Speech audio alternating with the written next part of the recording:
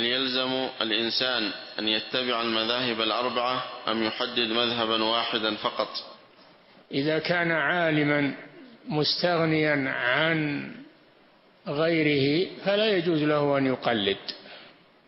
أما إذا كان ما يستطيع إلا التقليد فيجب عليه التقليد ولا يضيع، ما يضيع، لازم. إما يكون هو عنده أهلية في أنه يستنبط الأحكام من أدلتها، وهذا لا يكون إلا للمجتهد المطلق كالأئمة الأربعة وغيرهم من أئمة السلف.